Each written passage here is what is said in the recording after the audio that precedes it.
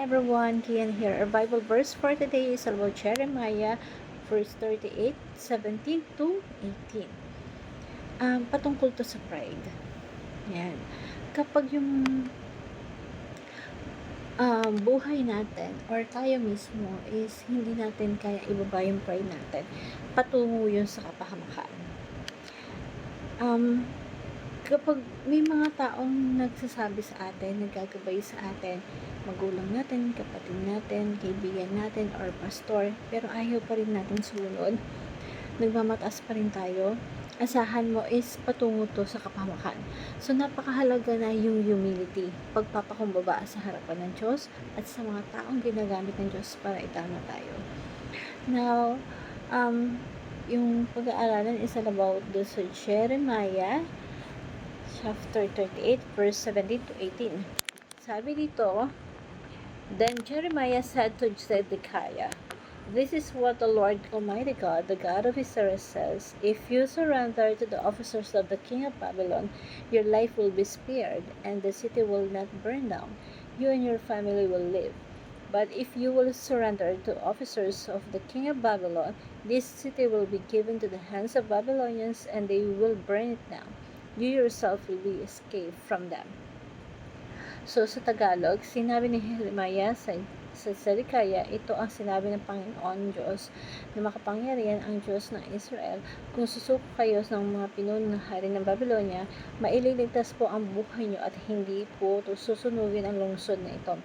Kayo po at ang sambahayan nyo ay mabubuhay.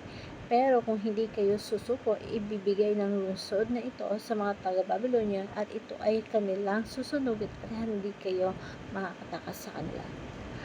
So, ano po yung nangyari doon sa history ng verse na to si Jeremiah at ni Zedekiah? During this time kasi, yung Southern Kingdom tinatawag or Judah, sila ay sumunod sa yapak ng sister kingdom. So, yung Israel kasi nahati sa dalawa, the Northern Kingdom and the Southern Kingdom. So, si David, meron lang siyang isang kingdom. Solomon din, meron din. But, after the time of Solomon, nahati yun. So, yung Northern Kingdom, saksakan ng sama talaga yun. So, una silang tinapos ng Diyos. Sinakop sila ng Assyrian Empire, pinalaya sila sa ilang lupain, at dun nawala yung 10 tribes of Israel. Kumbaga na-spread sila sa iba't ibang lahi. Now, the Southern Kingdom, sino lang natitira, pero nag-rebelde pa sila sa Diyos. So, sister countries yun, pero para silang nag-rebelde sa Diyos. And the last king of Judah was Zedekiah. Ito yung pinakahuling hari ng Judah. Now, Northern Israel, wala ka makitang mabuting hari doon. But sa Southern Kingdom, meron ka at least mabibilang na mabubuting hari. And sa kaduluduhan si Zedekiah. Yung Judah, patuloy na nire-rebuke ng Diyos, binawarningan ng Diyos na sabi sa teaching na to, God loves giving warnings. So, alam niyo po yung Diyos natin, mapagpasensya siya. Imagine mo po, yung itong Judah, marami silang propeta na sinusugo ng Diyos. Kaya, sa Old Testament, puro prophets po ang yun tinutukoy. Si Jeremiah is a major prophet. Ibig sabihin, marami siyang sinunod sa Bible. So, nung sinusugo ng Diyos para manumbalik yung bayan niya. Pero dahil matigas yung ulo ng Israel and Judah, during this time, si Zedekiah, kaya dinidisiplina sila ng Diyos at that time na para ipapasakop sila sa Babylon kasi sumasama sila sa Diyos-Diyosan. So, sa Babylon maraming Diyos-Diyosan. So, talagang plan papaalisin sila sa sarili ng bayan. Pero, sabi ni Jeremiah, tinatanong niya sa Zedekiah, ang lagi sinasabi ni Jeremiah, warning. Kailangan niya sumuko, kailangan niya tanggapin na disiplina kayo ng Diyos, yung bayan ng Judah. Tanggapin natin yung disiplina ng Diyos. Sumuko na lang kayo sa Babylonia. Ayaw ni Zedekiah nun. Ayaw ng mga liderato ng Israel at that time. So, anong ginawa nila kay Jeremiah? Binubuo nila, kinulong nila, kinurin sa bahay ni Jonathan at tinapon sa balon na walang tubig pero puro naburak.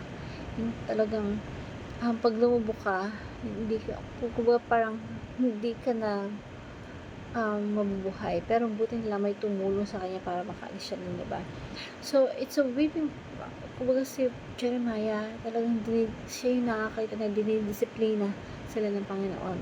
So, kapag ikaw, sumuko ka sa disiplina ng Diyos,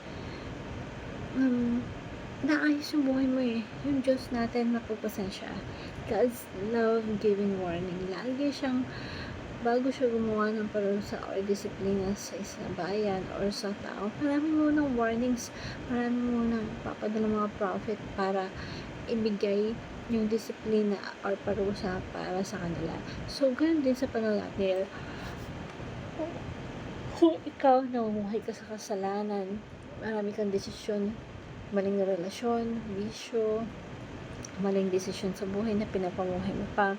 Yung mga tao nag-a-advise sa'yo or namamalasakit sa'yo, pwede magulang mo or churchmate mo, pero hindi ka nakikinig. So, that is the warnings of God. At pag hindi natin pinakinggan yan, nauuwi yun sa kapanukan. Na all pride goes before destruction. Lagi talagang nauuna yung pride, yung ayaw mong magpakumbaba. Lagi nauna yun, dahil kasunod ng destruction na.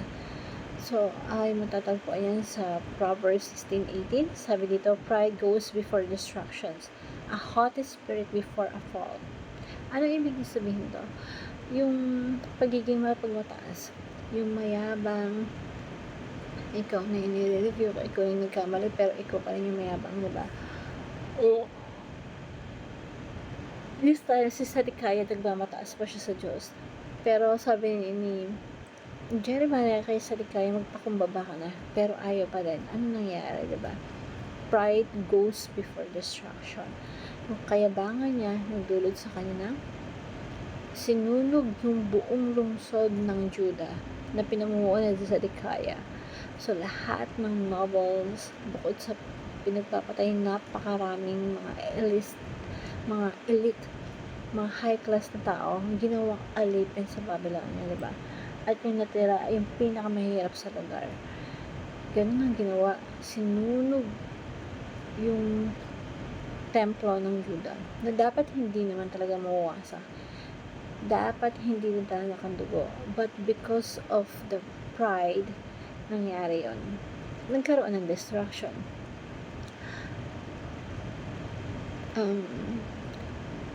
Sobrang tindi ng discretion ng massacre nangyari that time sa mga tao. So, pride goes before destruction. And sabi ni Jeremiah, kung susuko po kayo sa Babylon, maliligtas kayo eh.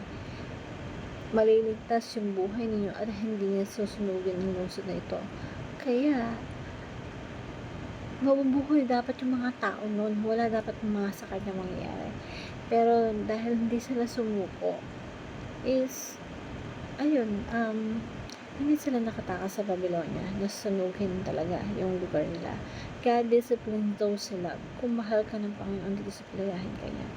So, tayo bilang Christian, hindi tayo katulad ng mga kings during this mga panahon na yun, na dumanas ng ganitong kanilang disiplina. Tayo kasi as Christians, nananampalataya tayo sa Kristo na yung kapalasan na dapat para sa atin is Jesus na yung naparusahan dito sa cross. So, dapat magpasalamat tayo kasi wala nang punishment for us. Pero lagi natin tatandaan may consequences yung mga maling desisyon. At sa mga ganung pagkakataon, disiplinahin tayo ng Diyos kasi mahal niya tayo. God discipline those who He loves. Ang disiplina ng Diyos, minsan hahayaan niyang malugmok tayo sa kasalanan para matuto tayo sa ating maling. Yung desisyon na papahirap sa atin para matuto tayo sa ating pagkakamali. So, sa panahon na dinidisiplina tayo ng Diyos, dapat matuto tayo magpakumbaba, tanggapin natin disiplina. Huwag na tayo magmataas na, huwag na tayo magmayabang pa. So, change course upon hearing God's warning.